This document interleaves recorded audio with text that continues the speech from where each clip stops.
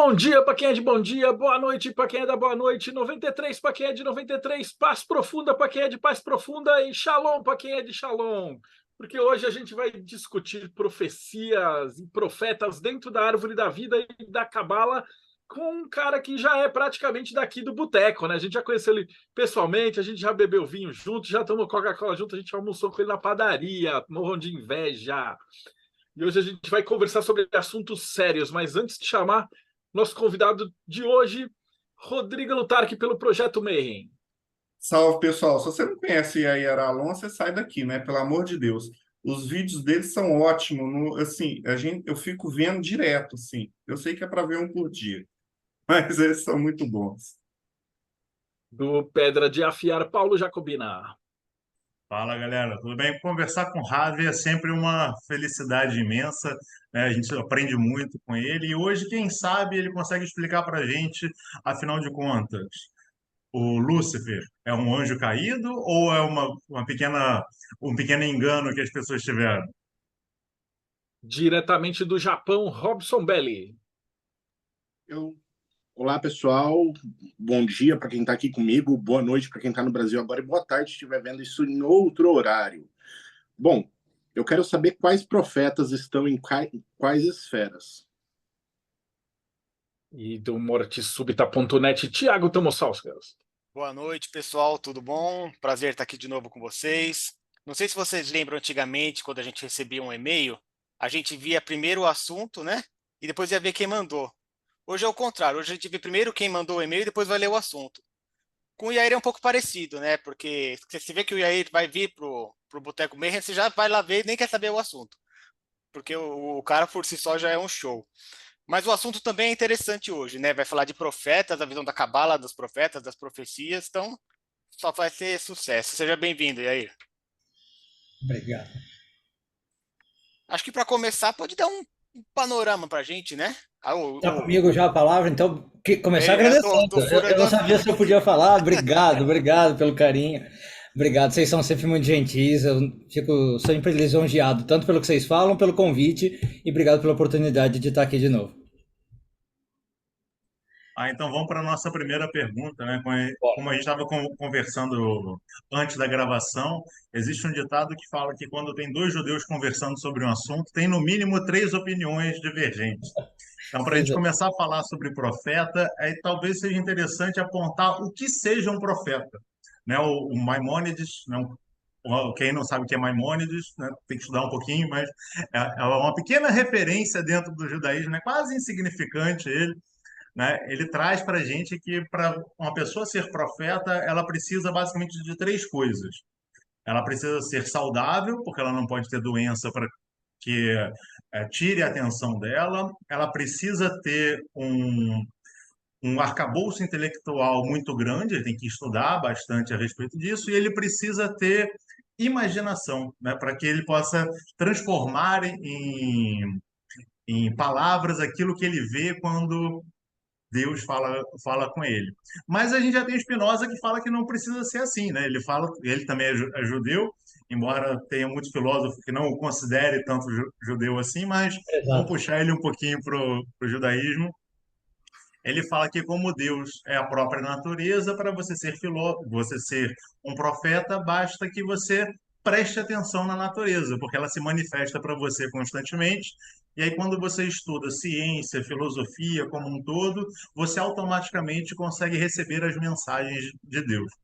E você, Rafa, como é que você entende profeta, por favor? Resumiu muito bem, né? Começar por aí, Paulo. E você trouxe realmente duas opiniões, teria, né, mais, teria três, quatro. É, e, sei lá, eu talvez seja uma terceira opinião. Eu não sou nem muito Rambam, o Maimonides, nem muito Spinoza nessa questão. Eu acho que uma das primeiras coisas que pega muito quando a gente discute isso, e aparece nessa discussão que você falou do Maimonides e do Spinoza, é uma discussão que vem na tradição, é assim, o profeta, ele quando vê algo, ele está vendo com os olhos abertos, como nós estamos aqui com os olhos abertos e estamos vendo algo do mundo físico, ou ele está vendo algo que ele poderia ver com os olhos fechados, por exemplo. E se ele está vendo algo com os olhos fechados, é talvez o que o Maimonides falou. Depende de imaginação, é uma coisa que está acontecendo só na mente dele. Por que que essa é uma primeira discussão? Porque se você falar que realmente é um elemento externo que você está vendo, por exemplo, apareceu um anjo para mim, o anjo falou, apareceu o profeta Elias e falou. Como diz o Spinoza, eu não dependo de imaginação. É algo real que eu estou conseguindo ver, eu tenho um nível espiritual diferente que as outras pessoas não têm, e aquela revelação me foi dada, aquela visão me foi dada. O Maimônides é conhecido por ser racional, né? Ele é dentro do judaísmo um cara conhecido por isso. Então ele já descarta essa ideia porque ele fala assim, se você estiver vendo algo que os outros não estão vendo, você está alucinando. É por isso que você falou, Paulo, que ele coloca a questão da sanidade, né? De você ser são, de você ser saudável. Então o Maimônides já vai descartar por aí. Se você está vendo algo que os outros não estão vendo, isso não é profecia. Provavelmente é uma doença mental, é alguma loucura. E aliás, vamos lembrar que o Maimônides era médico. Então ele também já puxava sempre para essa vertente. Então por que eu digo que talvez já nessa questão eu não me coloco como nenhum dos dois? Porque eu acho que você tem os dois tipos de profecia. Você tem profecias que dá para ser de olhos abertos, vamos chamar assim, e você vê algum elemento da natureza se manifestando. Ou você tem as profecias de olhos fechados. Só que existem graus, então, de profecia. Umas delas vão ser mais puras e mais sutis, vamos dizer assim, mais, com uma pessoa mais conectada com o divino, e as outras já são um pouco mais mundanas. Nesse tipo de análise, tem gente até que propõe que você use termos diferentes. O hebraico, às vezes, é muito rico para esse tipo de coisa, né? Que você fale, por exemplo, quando você está sonhando e tem uma profecia, não é exatamente talvez uma profecia, mas é um sonho profético, então você usa uma palavra específica para isso.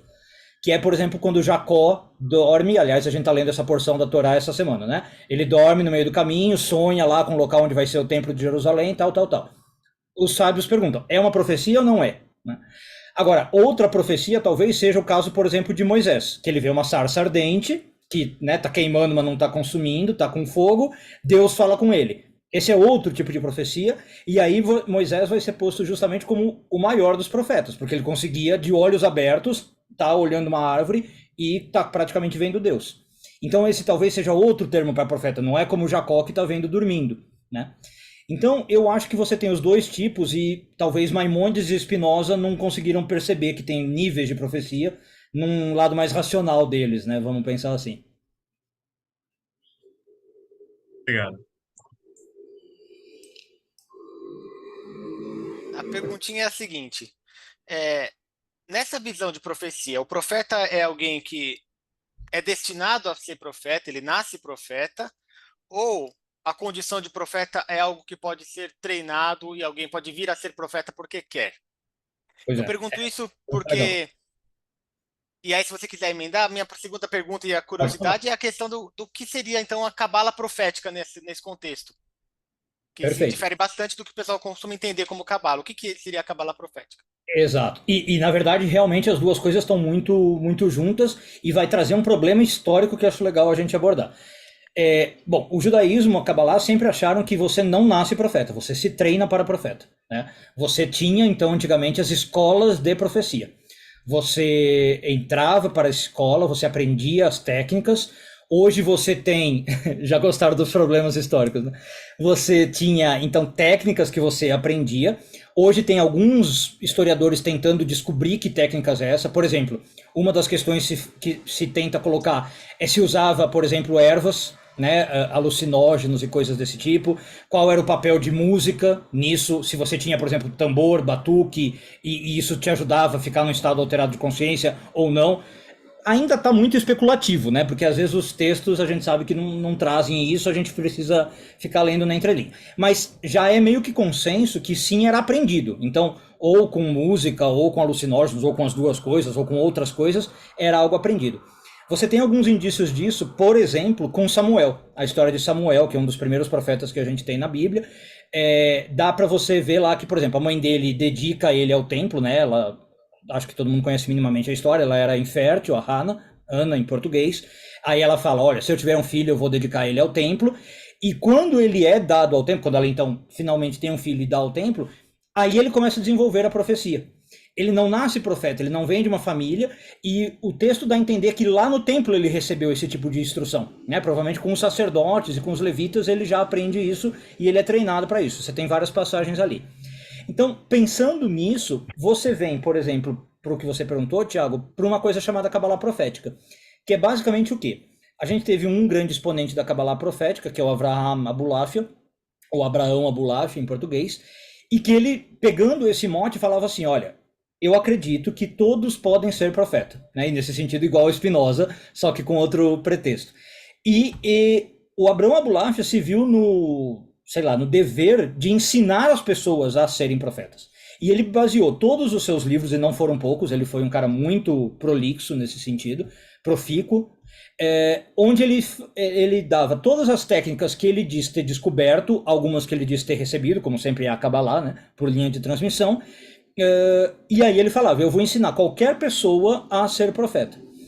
E aí, algumas coisas inclusive curiosas, é porque ele chegava num ponto, ao contrário do que outros cabalistas diziam, que você conseguia ser profeta independente da sua religião, você não precisava ser judeu, você não precisava saber hebraico, porque geralmente os cabalistas judeus vão dizer que você está preso ao alfabeto hebraico, precisa saber minimamente hebraico, e o Abulafia falava não, você pode fazer aqui as meditações com as letras do alfabeto grego, latino, né, e sem problema, e ele realmente tinha essa missão de fazer todo mundo profeta. Agora, por que eu digo que isso é um problema histórico, e que talvez também alguns de vocês já ouviram falar? A tradição judaica sempre disse que a profecia estava ligada ao Templo de Jerusalém. Você só tinha profetas enquanto existia o templo. E como eu falei, Samuel foi para o templo e tal. A ideia mais mística é que você conseguia ter a profecia porque, enquanto existia o Templo de Jerusalém, você tinha a Shekhinah, a presença divina, morando no mundo, digamos assim, e de lá emanava, então, algum eflúvio, alguma coisa que permitia a existência de profetas. Por isso que na Bíblia você tem um monte de profetas, porque eram todos ali da época do templo. Agora, depois que o templo é destruído, o judaísmo fala que a profecia acabou. Então, quando vem um cara como o Abulafia, na Idade Média, muito depois do templo ter destruído, e fala, não acabou e eu consigo fazer profetas, ele causa uma controvérsia enorme no judaísmo. Né? Não é à toa que ele foi ameaçado de ser excomungado, tem gente que não deu credibilidade a ele na época dele, só depois foram descobrir como ele era grandioso na Kabbalah. Mas ele estava também indo contra esse tabu, né? De falar assim, não tem isso de a profecia ficou só na época do templo, até hoje que não temos templo, dá para ser profeta. Então, essa frase também de que não tem profecia depois do templo tem que ser reexaminada. Hoje a maioria dos historiadores acha que é o quê? Não é que não há profeta, é que os sábios tentaram barrar o fenômeno da profecia. Então, não é que era uma conclusão de que não há, mas era tipo um decreto dos rabinos para que se parasse o fenômeno. E por quê? Bom, por vários motivos, e o Maimônides vai citar isso, né, que o Paulo falou. O judaísmo começou a ter medo que se você continuasse a ter profetas, você nunca ia conseguir estabelecer a religião de uma forma final e o livro de uma forma final, por exemplo, o cânone bíblico.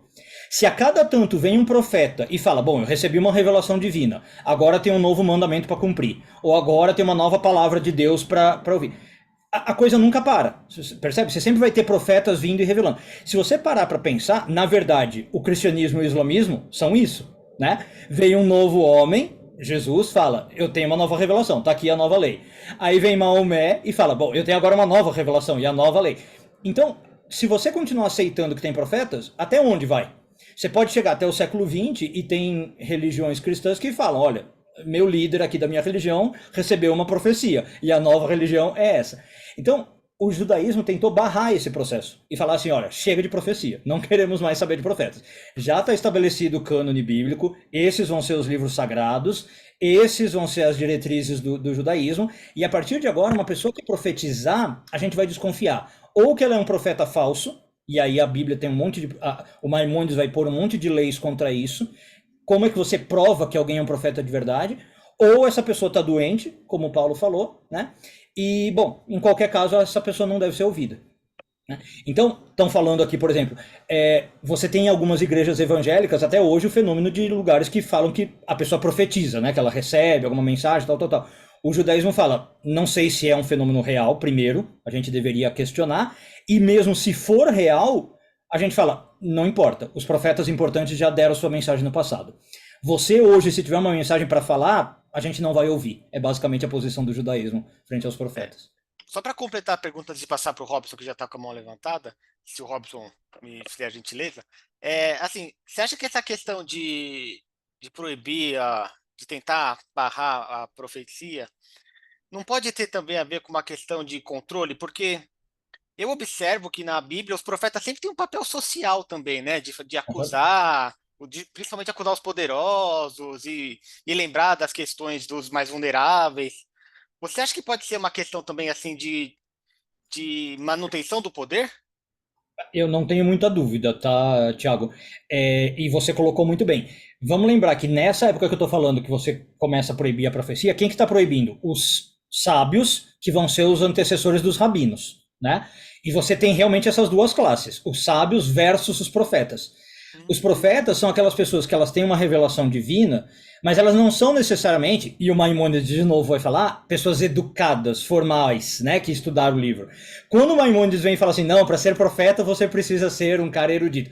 Ele está querendo puxar a sardinha pro lado dele, falando assim, só sábios, rabinos podem ser profeta. Então é uma forma de manutenção do poder, sim. E falar assim, olha, agora a gente não ouve mais os profetas. Por exemplo, você tinha profetas que eram extremamente populares. Eles eram camponeses, eles eram fazendeiros, né? Eles eram pessoas do povo. E aí os sábios agora que estão centralizando esse poder e falam assim, não, então chega de profetas, agora as autoridades judaicas são os rabinos, os doutores da lei, os que conhecem o livro, que sabem gramática, que sabem, né, filologia, que sabem um monte de coisa. Não quero mais saber de um cara que está lá no meio da fazenda e recebe a mensagem de Deus. Tá? Então tem sim, tem esse poder, esse controle do poder acontecendo também. Aproveitando o gancho e tendo a bênção do Robson, né, fazer só um comentário também para acrescentar 5 centavos, né, nessa conta, que o próprio Isaías fala, né, que o Senhor vira para ele e diz: o céu é meu trono, a terra é o estrado dos meus pés. Sendo assim, que espécie de casa havia de edificar para mim, né? Então ele pode se manifestar para qualquer um em qualquer lugar. Exato, essa é a visão da profecia. E ainda pegando também, antes de passar para o Robson, o que o Tiago falou, os profetas, eles criticavam praticamente todo mundo. Ninguém escapava da língua do profeta. Então, inclusive, os eruditos, a elite intelectual, né? Então, muitas vezes, os profetas vêm com umas mensagens que, para a entidade rabínica que está surgindo, é complicada. Você tem muitas passagens dos profetas que eles falam assim, para que vocês estão fazendo todos esses mandamentos? Eu não quero saber de sacrifício, eu não quero saber de vocês cumprindo a lei da Torá, se vocês não forem boas pessoas. E aí, basicamente, os profetas falam assim, o que me importa é que você estenda a mão para o próximo, que você cuide do órfão, da viúva, né? E vai contrastar com os rabinos que estão justamente nessa época criando um monte de leis no judaísmo, sobre o que você come, o que você não come, como é que você faz o sacrifício, o que não faz sacrifício. Tem um monte de profeta que fala assim, olha, não vale nada isso aí se você ficar só na forma externa e não for uma boa pessoa. Então um rabino olhava para isso e falava assim, o profeta é um risco, né? O profeta está criticando a minha praxis, a minha doutrina religiosa. Então tem também esse problema acontecendo. Bom, eu vou entrar agora com um comentário muito relativo ao que está sendo dito. Eu quero falar sobre os 231 portões e o estado profético. Pode falar um pouquinho para nós? E aí, já que Claro. Você tem um curso que ensina sobre isso. Perfeito, exatamente. Os 231 portões vêm do Abulafia, né, que a gente estava falando, baseado num outro livro, que é a obra fundamental, se você quiser pensar ou de Cabala Prática ou de Cabala Profética, que é o Sefer Yetzirah, né? Obra-prima para qualquer pessoa que queira estudar Cabala, livro da formação. Então, basicamente, o que você consegue depreender ali do Sefer Yetzirah? É um livro super críptico, né? Primeiro, é importante saber que tem várias interpretações, vários jeitos de ler, mas essa passagem parece ser um consenso. Ele fala lá sobre você misturar as pedras, né? Uma pedra com outra, o início com o fim, né? E aí os sábios entenderam, os cabalistas entenderam que isso é uma alusão a uma meditação profunda que você faz com as letras. E basicamente o que você tem? Como você tem 22 letras do alfabeto hebraico, você combinando elas duas a duas, você faz lá a permutação da 231 portões. Né? Essa é a ideia dos 231 portões. Então é uma meditação que você faz, existe uma concentração enorme, porque você tem que ficar ligado em que letra que você está ligando com qual letra, né? Segundo algumas técnicas que o Abulafia põe, além disso, você tem que a cada letra fazer uma respiração, por exemplo, inspira, expira. Então demora, pelo menos tem uns cálculos lá que demora 1 hora de meditação, né? Você fazendo as inspirações e expirações. E, enfim, na Kabbalah profética, o que você vai entender? E o Abulafia prega isso, que você faz isso para chegar no nível profético. Tá? E, como falaram aqui no chat, o que é a profecia nessa visão para o Abulafia? Existem também divergências, mas você chegaria em Chokhmah, onde você está no depósito de imagens, vamos chamar assim, do mundo, onde tudo acontece ao mesmo tempo, onde você não tem passado, presente e futuro. Você conseguiria desligar o seu lado racional do cérebro, que é Binah, né, o seu hemisfério esquerdo, e justamente por exaurir o cérebro, como você está tão focado nas letras, seu cérebro fica tão cansado, que ele abre mão da lógica. Essa é mais ou menos a ideia do Abulafia. Você ganha por cansaço, né? Você estressa o seu cérebro, e aí ele vai para Chokhmah. Então, várias outras técnicas do Abulafia são pensando nisso, estressar o cérebro. Agora, numa outra vertente que eu falei, dá para usar isso na Kabbalah prática, né? E aí a Kabbalah prática vai falar que essas 231 letras não é para a profecia, é para, por exemplo, o famoso Golem, né? É para você aprender a criar vida a partir de uma matéria inerte, é para você aprender a manifestar algo no mundo físico, né? Então, fazer milagres e coisas assim, mas que não tem necessariamente a ver com profecia. São as duas grandes leituras desses 231 portões. Jair, eu tenho uma pergunta matemática do Lucas, ele fez aqui na coisa. Ele falou em 231 portais, mas são 22 letras vezes 22 vai dar 484. Tá. E aí, se você tira as repetidas, como é que se chega nesse número? Exato. Tem primeiro a questão de tirar as repetidas, né? Aquela permutação que não considera. AB é a mesma coisa que BA, nesse caso. Então você já cai pela metade. Tá? E aí eu não lembro exatamente por que perde mais alguns números, porque a primeira letra sempre depois vai caindo, né? Então é 22, depois 21, tem um fatorial. 22, 21, 20, 19. Então não é exatamente 22 vezes 22. Tá? É por isso que dá 232. Tem uma, para quem quiser dar uma olhada, a melhor versão que tem do Sefer Yetzirah, comentada pelo Aryeh Kaplan, lá ele explica bem direitinho a matemática, ele põe inclusive a tabela de todas as letras, e fica um triângulo assim, né? Se você fizer tudo, realmente dá um quadrado, aí ele corta no meio para eliminar essas duplicadas e dá um triângulo de 231.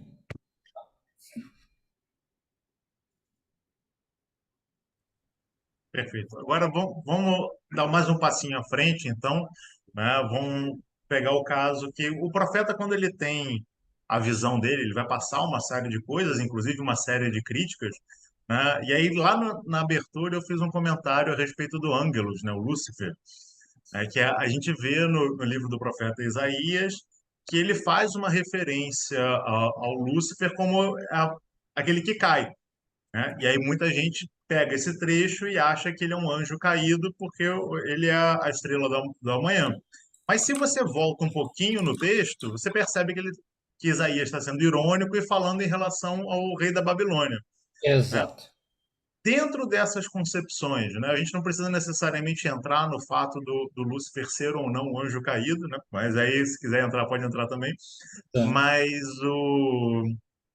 dentro dessas concepções, como é que você acha que as pessoas, que característica você acha que as pessoas têm para conseguir interpretar aquilo que um profeta traz para a gente? Porque o profeta em si, se ele entra em contato com aquilo que é sagrado e passa determinadas coisas para a gente, mesmo que ele tente colocar da maneira mais objetiva que possa ser, ele não consegue dizer de maneira objetiva. Ele faz alusão, né, ele praticamente ele faz um poema para passar para a gente alguma coisa e você transcender aquilo. Como é que a gente consegue interpretar uma linguagem profética, por favor? Perfeito. Esse é um dos maiores problemas da profecia, né, Paulo? O que o profeta está vendo e está tentando passar, a pessoa que está ouvindo não tem como perceber diretamente.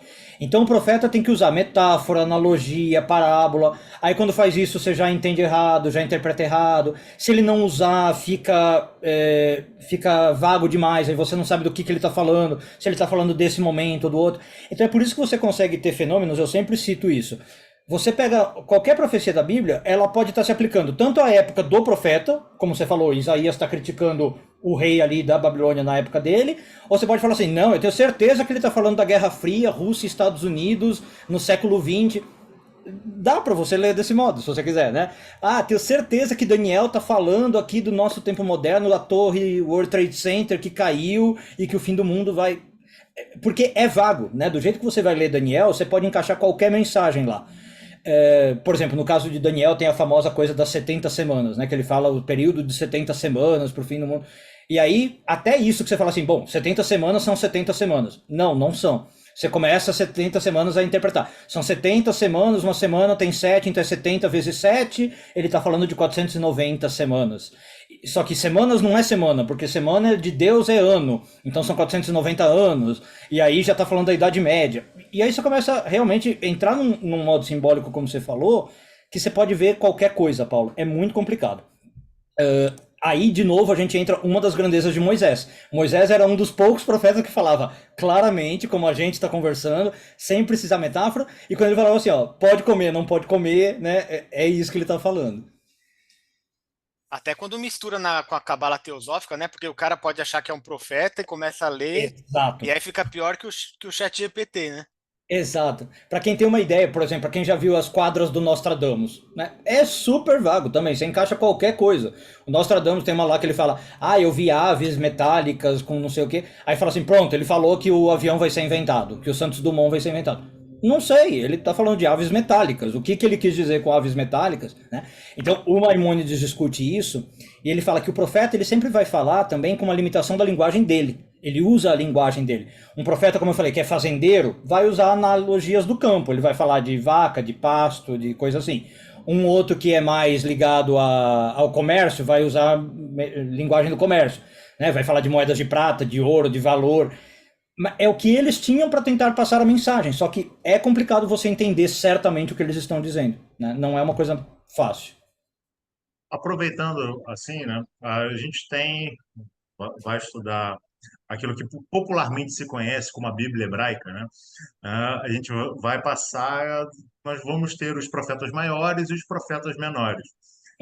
Você pode explicar para a gente como é que foi feita essa separação? Será que era como a gente estava comentando no simpósio do Sofia, que eram grandes magos, porque todo mundo tem mais de 1,70 m, mais de 1,80 m, e Nem os todo mundo, nem abaixo todo são... mundo.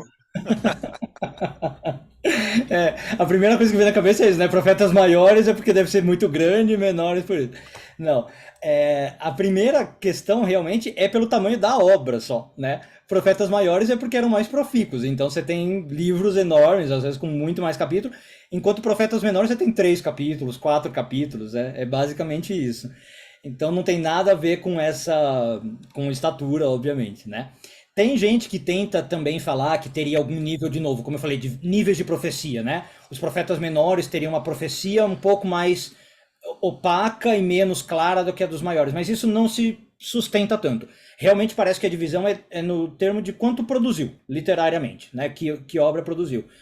Então, por exemplo, essa ideia dos profetas menores, tem gente que fala que o Daniel seria um profeta menor porque ele está na Babilônia, profetizando e não em Israel. Então, teria aquela coisa, ele não está tão ligado ao templo, não está tão perto da Shekhinah, da presença divina, é um profeta menor. Mas não justifica, porque tem outros profetas que estão em Israel, então poderiam ser maiores, e não são. Pela divisão, estão nos menores. Então, geralmente é uma divisão por causa do livro mesmo, do tamanho do livro.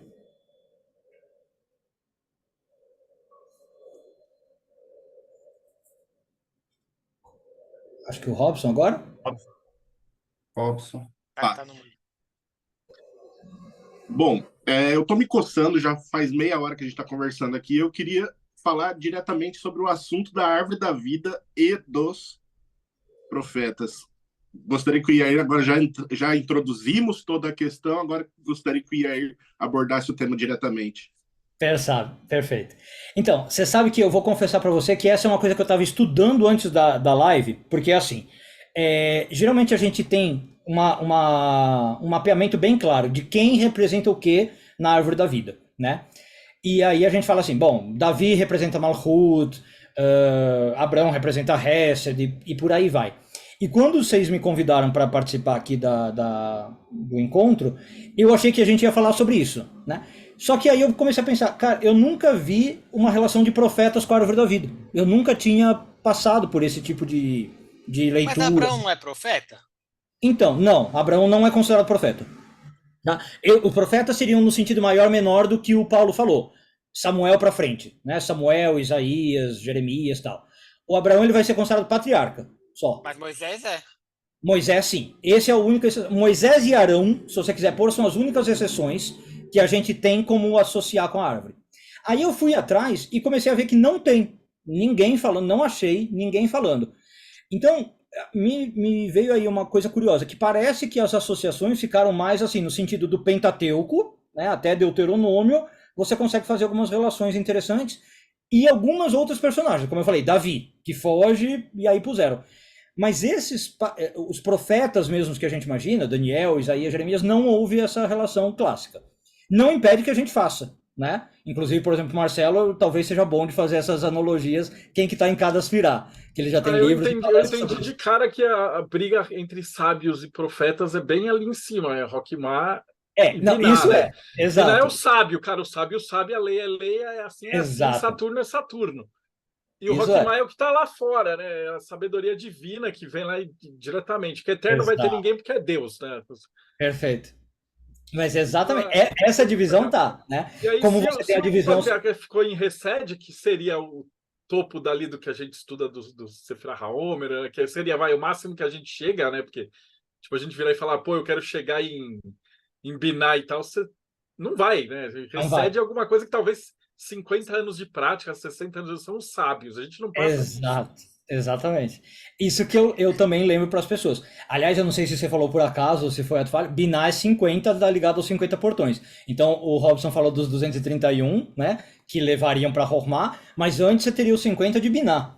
E, por exemplo, quem é uma das pessoas que conseguiu chegar em Biná, e se a gente fizer essa associação? Moisés, que o Tiago lembrou, é uma das poucas exceções.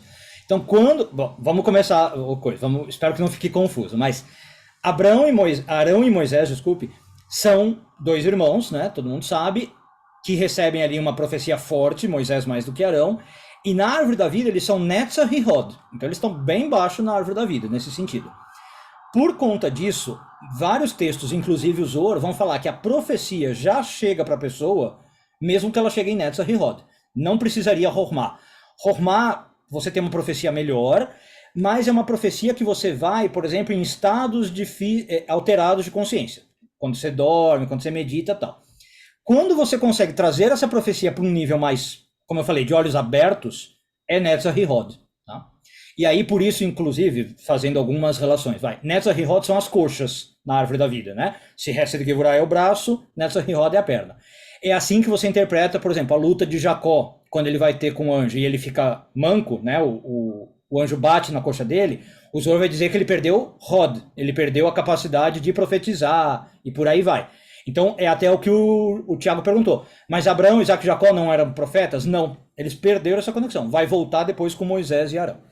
Enfim, aí Moisés então é Netzach e Arão é Hod.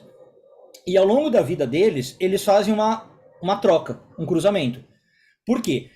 Arão vai ganhar o cargo de sacerdote e Moisés não, né? Era para ser Moisés o sacerdote, e é Arão que ganha. O sacerdote é a coluna da direita da árvore da vida, é Hesed. Então, olha o que acontece com Arão. Ele começa em Hod, ele passa por Tiferet e vira Hesed, que é o sacerdote. E Moisés, que é o cara que vai dar a lei, ele vira o legislador, como o Marcelo estava falando, é o quê? O cara lógico, o cara que tem que saber aplicar a regra, não é visto como sacerdote. Ele começa, então, na coluna da direita, mas vai para a esquerda, para Gevurah, que é a força da lei, do julgamento, do rigor da lei. E quando ele está em Gevurah, o que acontece? Uma vez que ele está pronto, é por isso que ele vê também uma sarça ardente, fogo, né, representando a coluna da esquerda. Ele sobe o Monte Sinai, que é Biná. Em Biná, ele fica 40 dias, 40 noites, então num estado, que é o que o Marcelo falou, a gente não chega em Biná. Moisés chegou, porque ele ficou 40 dias, 40 noites, em jejum, sem dormir, sem comer. Aí ele recebe a lei, que é da coluna da esquerda, a Torá foi dada com fogo, é dito o Zohar, pela coluna da esquerda, desce e entrega a lei para o povo. Então Moisés, ele começa na direita, vai para a esquerda, sobe, acessa Biná e traz de novo para nós. Essa é a ideia. Enquanto Arão fica na coluna da direita. Então tudo isso para dizer que realmente Biná é um nível que a gente acessa só muito de vez em quando e não tem a ver necessariamente com a profecia. Moisés não é profeta por estar em Biná. Por estar em Biná, ele é codificador da lei, ele é legislador. Né? A profecia realmente vem por outros caminhos, nessa roda e coluna da direita. Não sei se ficou muito confuso, mas espero ter respondido. Não, ficou muito, muito claro. O Moisés, na verdade, ele não profetiza nada, ele codifica, como você falou, né? Ele não tem visões, essas coisas. Pelo menos eu não me lembro, mas eu sou muito ruim de Bíblia. Eu não Não, não, você falou muito bem. Tem essa questão que alguns comentaristas também fazem, né? Por que que Moisés é chamado de profeta, se na verdade, ele não faz muita profecia, comparado com Isaías, Jeremias, Samuel. O máximo que ele faz é um pouquinho ali no livro de Deuteronômio, ele chega a falar, ó, vocês vão ser exilados da terra de Israel, vocês não vão ouvir Deus, vocês vão, né, passar por alguns castigos, alguns perrengues e depois vão retornar. É isso. Mas Moisés não é o profeta nesse sentido. E, aliás, aí a gente entra também numa questão, talvez aquelas primeiras que a gente falou, a visão de profeta, talvez como o mundo ocidental entende, e a visão hebraica de profeta não é exatamente também a mesma coisa. A palavra hebraica para profeta, navi, né, ela tem a ver com o verbo vir, né, com você trazer alguma coisa, tá? Trazer alguma informação. Esta informação que você traz não precisa ser necessariamente do futuro. Se você está trazendo alguma informação divina para as pessoas, ainda que seja do presente, como Moisés está fazendo, ou da lei, você é um profeta. Então, a gente entende assim, profeta tem que falar do futuro, eu tenho que te falar o que vai acontecer daqui a um ano, né? Eu tenho que te falar o que vai acontecer amanhã, o que você vai comer no café da manhã. Não, não é isso. Se você está conversando comigo e eu só te dou um conselho para a sua vida, e esse conselho é espiritual, eu sou um profeta, ainda que eu não saiba nada do que você vai fazer amanhã. No termo hebraico, eu sou um profeta porque eu recebi uma mensagem. É isso, eu canalizei. Agora, quando eu penso profeta no sentido de falar o que vai acontecer no futuro, tem termos mais adequados no hebraico. Por exemplo, o termo rosé. É quem vê. Aí é o inglês seer, por exemplo. O vedor, a pessoa que consegue ver o que vai acontecer. Aí é diferente. Moisés não é posto como um vedor. Ele não consegue necessariamente ver o que vai acontecer no futuro. Só que ele tem uma conexão divina. Tá? Então, por exemplo, quem é que conseguia ver o que vai acontecer no futuro? A tradição diz que Adão conseguiu isso. Adão tinha uma luz especial, diz o Zohar, que ele viu toda a humanidade, né, até o fim dos tempos, o que ia acontecer. Inclusive tem uma história muito legal que diz que ele viu que o rei Davi tinha que nascer, ia ser o rei de Israel, e não tinha vida para ele ia morrer no parto, né, no útero. E aí o Adão falou assim, eu quero dar 70 anos de vida para esse homem, que eu sei que ele vai ser grande, grandioso, e aí ele deu 70 anos. Então, Adão tinha que viver 1000 anos, e aí viveu só 930, porque deu 70 anos pro Adão. Pro Davi. Então, Adão é esse profeta que a gente imagina, né? Os outros não necessariamente. Eles estão falando da época deles e são profetas. É diferente do rosé. E que também é diferente, por exemplo, de você conseguir ver as coisas por outros meios. Por exemplo, com a necromancia. Com oráculo, com feitiçaria, com encantamento, que o Levítico não descarta que você possa também ver. Só que aí você pergunta, por que você não é profeta? Porque aí a sua fonte não é divina. Você está usando de outras artimanhas para ver e dar um conselho. Você está usando algum oráculo, você está usando pedra, você está usando demônio, você está usando, né, magia negra, alguma coisa assim. Mas você também está vendo, entendeu? Então a Bíblia não descarta que você também seja, só que aí você não é esse vidente, melhor do que profeta. Nesse sentido, a gente pode falar que Salomão era um profeta? Sim, nesse sentido, sim. Nesse sentido, com certeza. Por exemplo, a própria informação de como construir o templo, né, ela é toda recebida divinamente. Aliás, aqui já tem outra divisão, né? 2 judeus, 3 brigas, como o Paulo falou. Tem uma história que não foi tão divina assim. Não sei se vocês conhecem a história que o Salomão teria aprendido parte de como construir o templo com um demônio, né? O Talmud cita que ele foi lá com um demônio chamado em português Asmodeus, em hebraico é Ashme, e depois no final Dai, e ele meio que tortura lá o demônio, ludibria o demônio para ensinar a ele como construir, porque ele precisava de um truque para cortar as pedras do templo, né? Que não podia usar metal pela lei bíblica, porque o metal é ligado à guerra. E aí é o demônio que ensina a ele como constrói o templo, né? Eu acho que é uma parábola muito interessante de você falar assim, um cara como Salomão consegue até pôr os demônios para trabalhar no templo, né? Até os demônios ajudam a construir a casa de Deus quando você é um cara como Salomão. Mas, com certeza, nesse sentido, ele é um profeta. A gente estava conversando sobre isso na cantina agora há pouco com o Robson. Se a gente chegar nesse nível, né, do Salomão, tá ótimo. Agora, voltando para o futuro, voltando para a Abuláfia, qual foi o impacto dele? Porque você falou que ele foi bastante, não sei se combatido, mas teve uma resistência ao trabalho dele. Mas e depois dele? Tipo, a questão da cabala profética é uma coisa que ele fez, ficou pronto e as pessoas usam hoje em dia? Ou é uma tradição realmente que ela foi se desenvolvendo depois do Abuláfia? Tá. Na época dele, ele foi assim, ou combatido ou desconhecido, né? Ele não teve prestígio, não vingou o pensamento dele. ele era um cara polêmico, ele era um cara que criava briga com as pessoas, né? Então, assim, os poucos que conheceram o trabalho dele não gostaram, criticaram, falaram que ele estava sendo herege, ensinando coisa que não podia, ou invenção da cabeça dele. Na Kabbalah é sempre muito importante você falar da cadeia de transmissão, e o Abulafia nunca deixou muito claro de onde que ele estava tirando isso, né? E ele não teve o impacto que teve, por exemplo, outros cabalistas, como Narmanides, Ramban e tudo mais. Então, os livros dele foram começar a ser estudados 100, 200 anos depois da morte dele. Aí começaram a perceber que ele era, sim, grande, né? Começaram a perceber que tinha paralelos em outros livros e tal. E hoje ele é um queridinho, tá? Ainda assim, eu diria que ele é mais queridinho da academia, talvez, do que dos místicos mesmo, da Kabbalah mesmo, né? Na Kabbalah, ainda tem metade do povo que não estuda a Abulafia. Por exemplo, a Kabbalah luriânica é o que mais ganha, né? Geralmente o pessoal estuda Lúria, Haim Vital e essa linha, e meio que despreza o Abulafia. Ou reconhece que ele é grande, mas não estuda, sabe? Então tem um pouco dessa visão. Os que vão para a Kabbalah profética mesmo, eles já acabam sendo um pouco transgressores nesse sentido. Eles falam assim, a Kabbalah luriânica não me interessa, vou estudar Abulafia. Já é gente que rompe um pouco com a tradição de Kabbalah para ir para esse ramo, sabe? Então, é a minoria. Geralmente, realmente, você tem ou Kabbalah luriânica ou Kabbalah prática, e o Abulafia ainda não é muito aceito, vamos dizer assim. Tá mudo, Thiago. Tem livro dele em português? Não, em português que eu saiba, não. Mas em inglês já tem quase todos, viu? Se não todos. Já se encontra com alguma facilidade. Amazon, em Kindle, já está nesse nível. Mas em português acho que não tem nenhum. Não me lembro de ter. Tá? Que recomendações e práticas você sugere para alguém que quer despertar o dom da profecia? Boa. Puxa, agora me pegou. Bom, a Abulafia, né? Claro, se puder já comprar, ler e entender, já vale a pena. E curiosamente, eu falei aqui entender, mas é um dos livros mais fáceis de entender, um dos autores de Kabbalah mais fáceis de entender, porque, como eu falei, ele queria ser didático, né? Ele queria fazer manuais de instrução de como usar. Agora, eu começaria com o mais básico que a gente tem na Kabbalah, é meditações com o próprio tetragrama, né? E o Abulafia vai começar por aí. Então, ele começa com meditações de 2, 3, 4 letras, o tetragrama, né, com 4, e a partir daí a pessoa já consegue fazer muita coisa. Então, tem uma famosa frase atribuída ao rei Davi nos Salmos, que ele fala, Shiviti Adonai lenegdi tamid, coloquei o Eterno diante de mim sempre. Só que esse coloquei o Eterno diante de mim sempre, a gente entende na Kabbalah literalmente, eu pus o tetragrama diante de mim sempre. Eu tenho sempre diante dos meus olhos o tetragrama.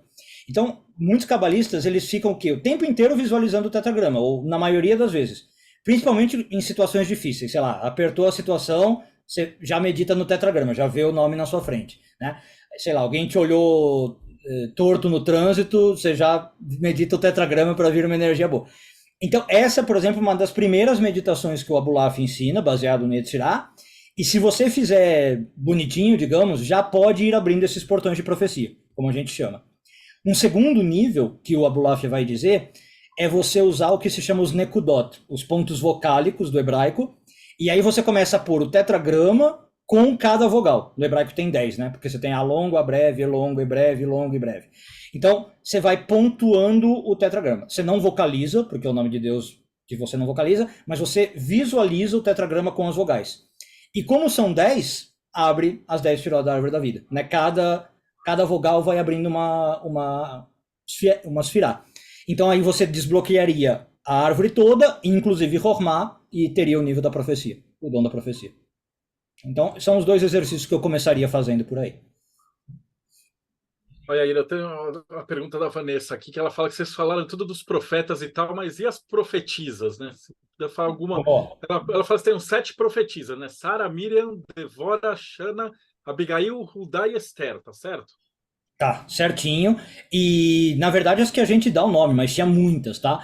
Aqui eu diria que é quase assim, eu falo os profetas por causa daquela questão da língua portuguesa, que quando você fala o masculino tá incluso o feminino, né? Mas a gente sabe que tinha muitas profetisas, e essas 7 são um exemplo, tá? Mesmo depois da Idade Bíblica, a gente tem vários relatos de cabalistas que falavam que a sua esposa profetizava, ou que conheciam uma mulher ali na cidade que profetizava, né?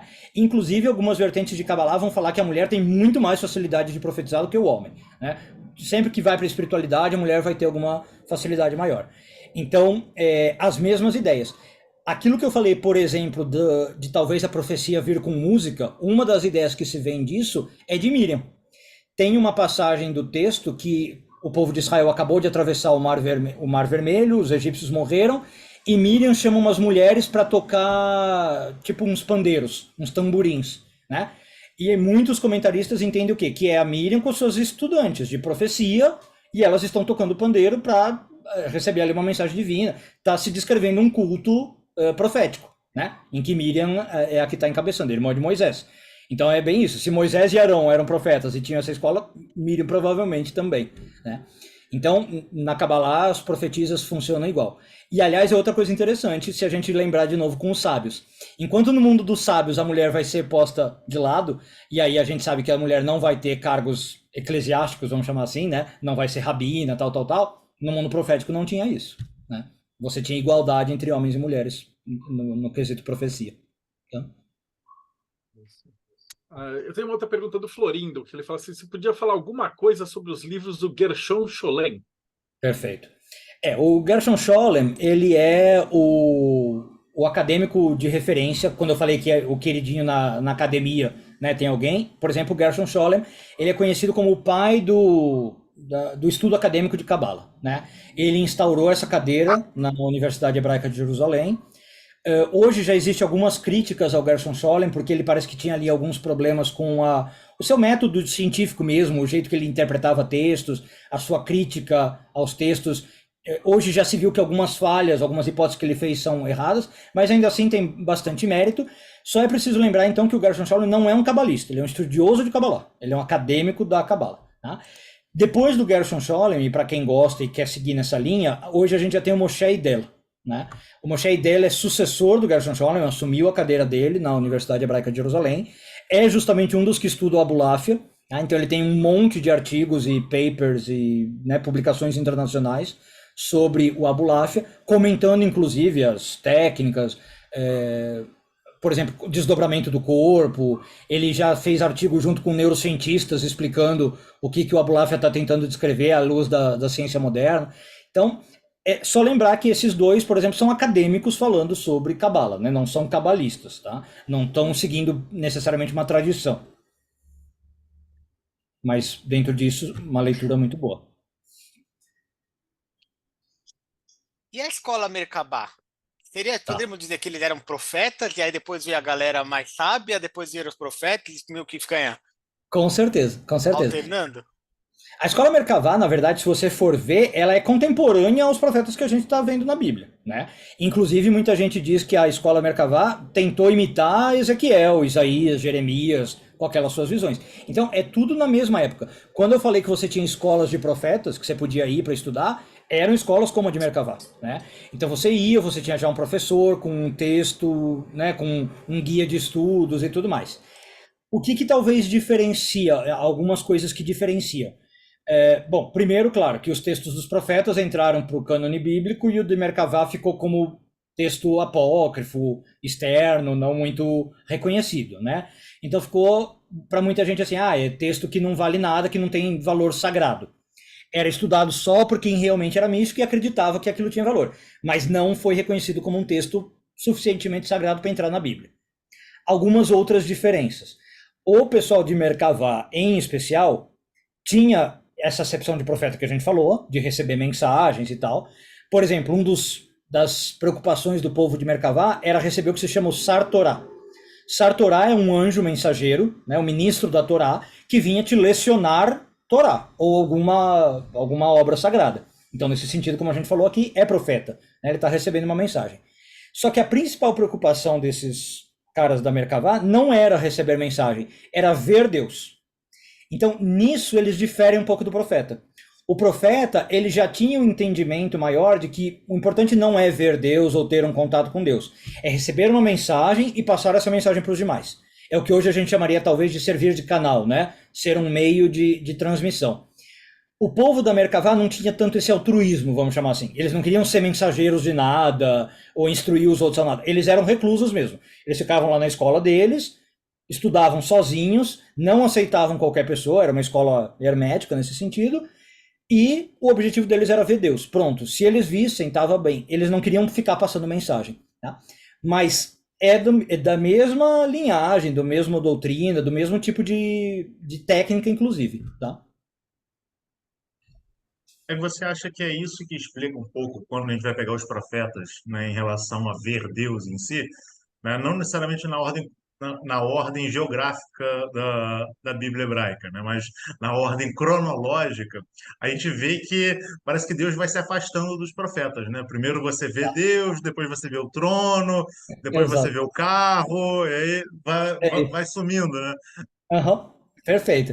Então, eu acho que aí você vê um trabalho, né, de como a Bíblia foi construída e refletindo essa história que a gente falou, os rabinos tomando poder, falando que livros entram. Então, nos primeiros profetas, você estava totalmente ligado com a escola de Merkavá, que também chama de Halot, Via, e aí esses livros até entraram. Depois começaram a falar, não, calma, tá muito pictográfico o negócio, tá muito literal, né? Vamos tirar, porque senão o povo vai começar a achar que Deus é físico e tem essa forma física.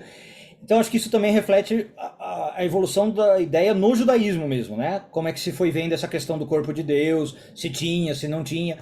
Eu acho que reflete o cristianismo que estava subindo nessa época e começou a falar do corpo divino.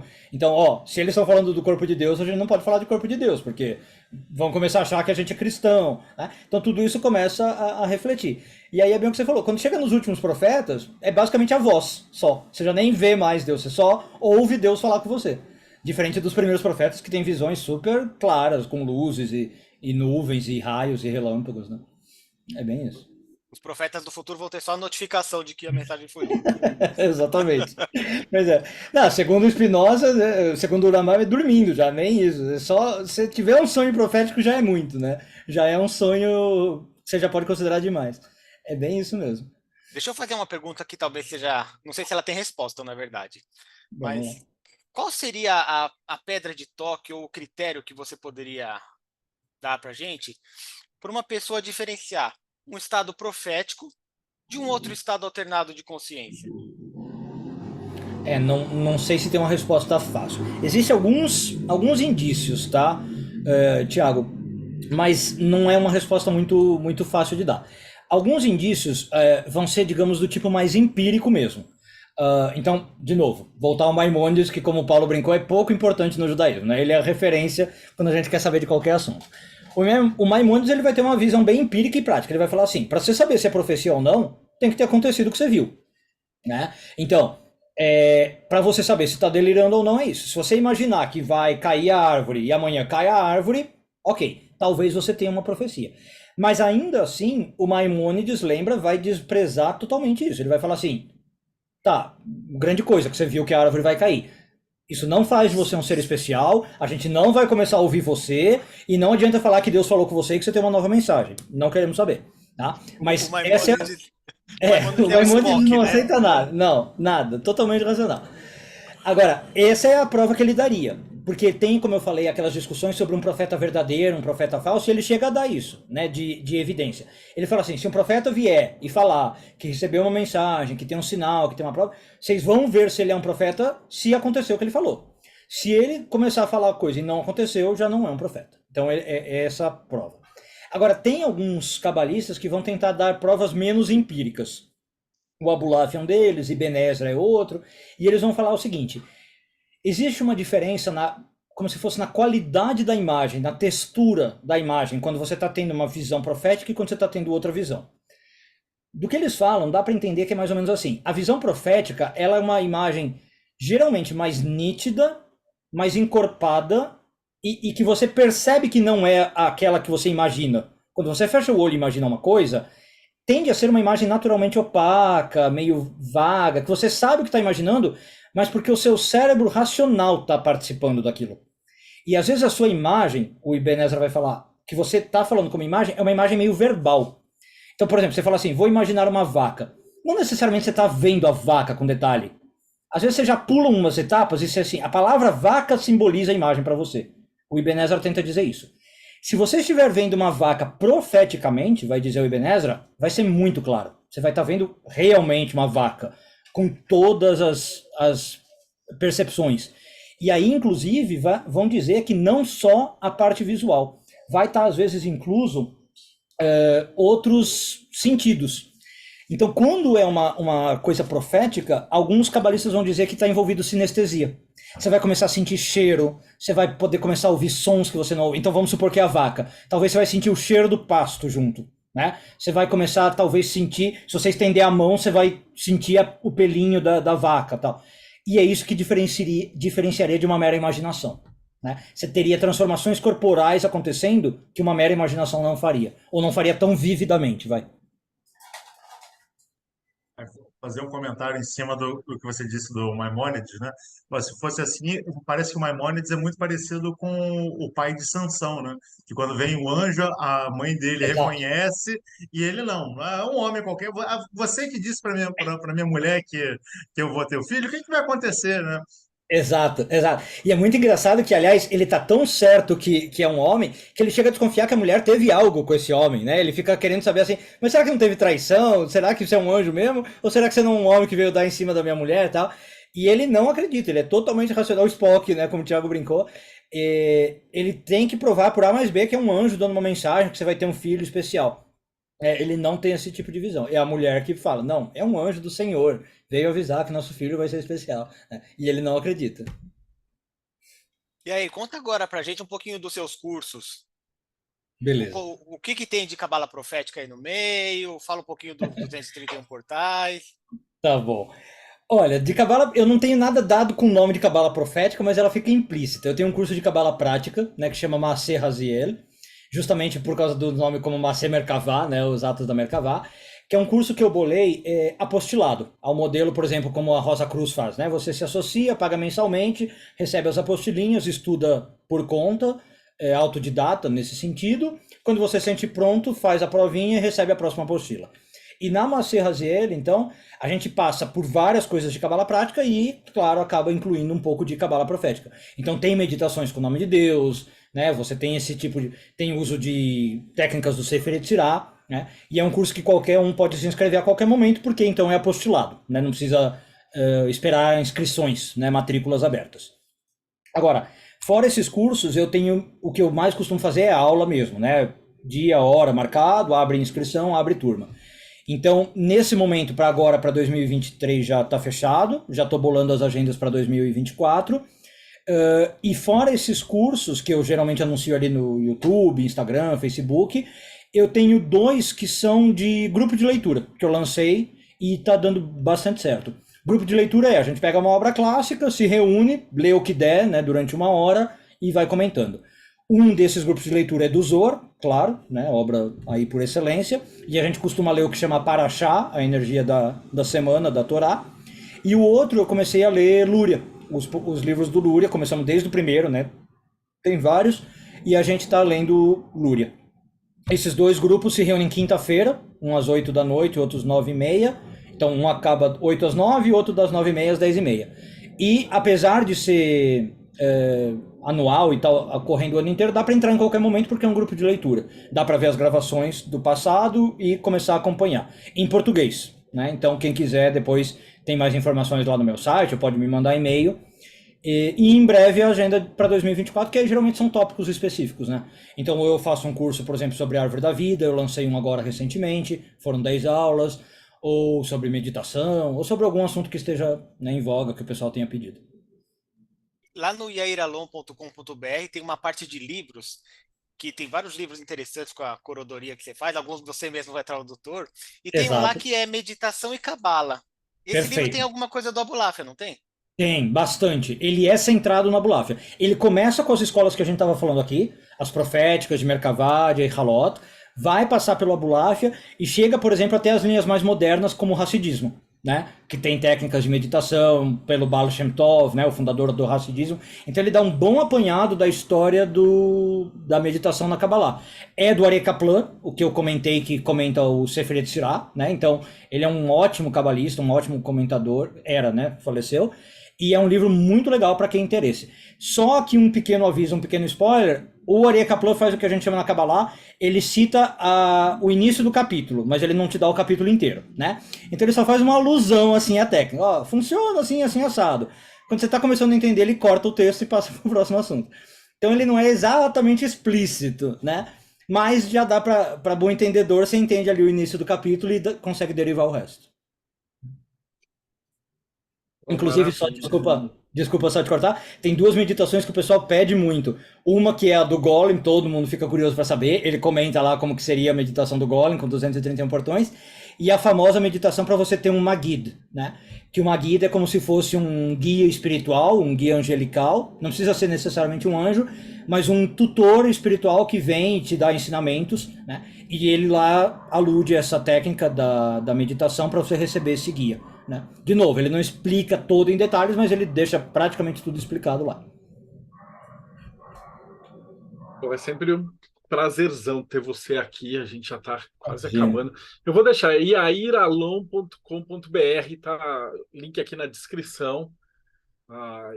E aí você deixa o calendário, né? 2014. Se você entrar no seu site, você consegue ver o calendário dos cursos, tudo, né? Sim, tem uma das páginas lá que chama Agenda, eu estou sempre atualizando com os próximos cursos, e para os cursos passados está na parte de cursos, aí estão todos os cursos gravados, também dá para adquirir, a pessoa assiste quando quiser, basta ter conexão com a internet.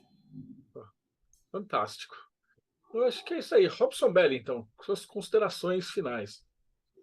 Bom, eu agradeço muito a presença do Iair hoje aqui. É sempre um prazer estar falando com o meu professor. Ele é um dos meus professores. Estou lá no Master Raziel, já fiz cursos de Cabala Prática do Iair, né?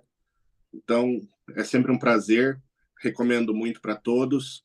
E, bom, quem quiser conhecer um pouquinho mais de magia na prática, acesse Secretum Secretório. A gente está com um projeto voltado para o entendimento da magia grimorial, também à luz da Cabalá, né? E é isso aí, pessoal. Um abraço. Maravilha. Paulo Jacobina, suas considerações finais. Bem, só agradecer a presença do Ravi, é sempre bom ouvi-lo, né? Sobre qualquer tema, é sempre bom conversar com ele e receber um pouco dessa luz que sai de seu coração para a gente com muito conhecimento. Muito obrigado aí pela presença, pelos ensinamentos. E para você que quer conhecer um pouco mais, se conhecer um pouco mais e saber aonde se colocar no mundo de maneira prática, de maneira harmônica, dá uma olhada no nosso canal no YouTube, youtube.com/Pedra de Afiar, ou conheça um pouco mais do nosso projeto no nosso site, pedradeafiar.org. Até a próxima. Valeu. Rodrigo Lutarque, considerações finais.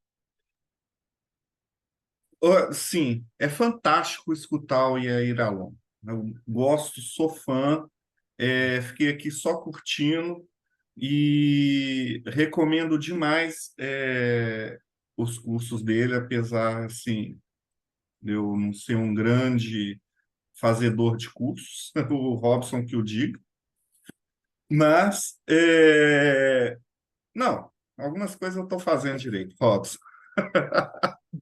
Prometo que vou fazer os cursos do Iair Alon aqui para todo mundo deixar gravado.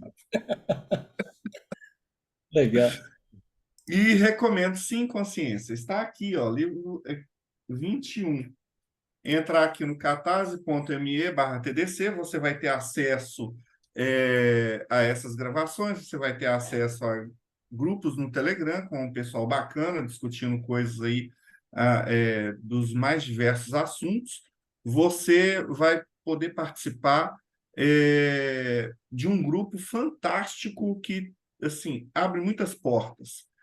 E recomendo demais catarse.me/TDC, receber a revistinha, praticar um pouco de caridade na Infância Azul e estudar um pouco de magia. Isso aí. E aí, a revista acho que eu não cheguei a te mostrar lá no simpósio, estava tudo doidão. Essa revista a gente junta os textos, assim. Então, Morte Súbita tem um monte de texto, Pedra de Afiar tem um monte de texto, o Mayhem, o Robson escreve e publica. E se você tem textos do seu site, se você quiser, porque às vezes você vai querer referenciar, tipo, pô, eu fiz um texto de cabala assim, assim, assado. Aí você fala, onde tá? www.iairalon/ não sei o quê, editação, -e, cabala, -e, teoria, -e, prática. Tá vendo o tamanho do negócio, né? Então a gente falou, putz, vamos fazer uma revista com ISBN, com referência, com tal. E aí você coloca lá, revista Hermetismo, tal, da uma editora, publicação, bonitinho. E aí a cada 3 meses a gente junta, todo esse material está disponível de graça na internet, né? O pessoal paga para ter o material físico. Sim, A perfeito. revista física, porque eles gostam de ter isso, de colecionar, de ver os textos, né? Então, você aqui, como já membro honorário do Boteco, tá mais que convidado para escrever para a gente. Então, Obrigado. Vou aproveitar então o convite e vou mandar alguns textos sim para a próxima edição. maravilhoso. Então, tá. Tiago Tamosauskas, tem profeta no Morte Súbita? Tem, né? Alguns falsos entre eles, né? Olha, eu queria comentar uma coisa antes, que esse trabalho que o Marcelo faz de trazer para Malkuth, né, a nossa obra, é muito importante. Essa semana eu recebi um testemunho de uma pessoa, de uma amiga minha, que está usando o princípio alquímica no doutorado. Eu falei, puta, nunca imaginei, né, que ia estar no doutorado de alguém. Então, isso é interessante, que mostra como que é importante, né, você ter o livro impresso também, você ter a revista, você ter uma coisa palpável, assim, faz toda a diferença. Só esse testemunho que eu queria dar antes de agradecer o Yair por estar aqui com a gente novamente. É sempre um espetáculo. Na verdade, nem precisa de tema, né? A gente só pode pôr Yair Alon, exclamação, e vir todo mundo para cá, que é sempre, com certeza, a garantia de sucesso.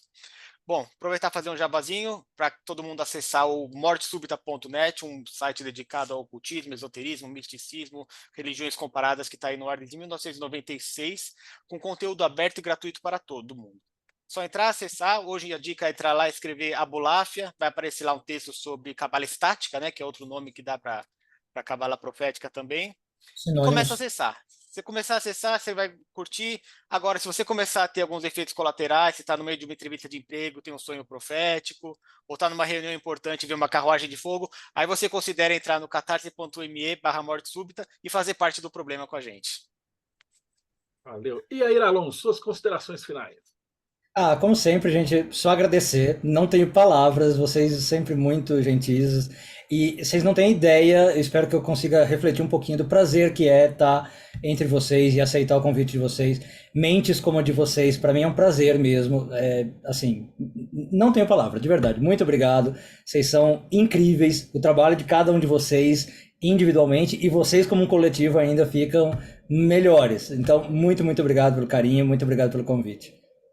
Valeu, grande Jair. E você que está aqui, eu vi que tem muita gente nova hoje, acho que veio lá das chamadas do Yair e tal.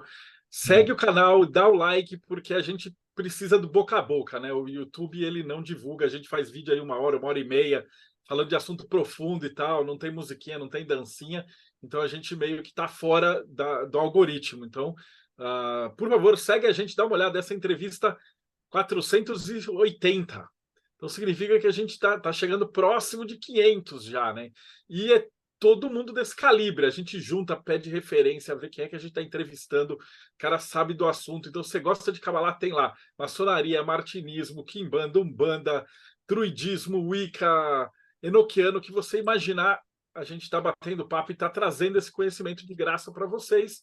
Então, segue a gente, acompanha o canal, liga o sininho e a gente se vê aí no próximo Boteco dos Illuminati.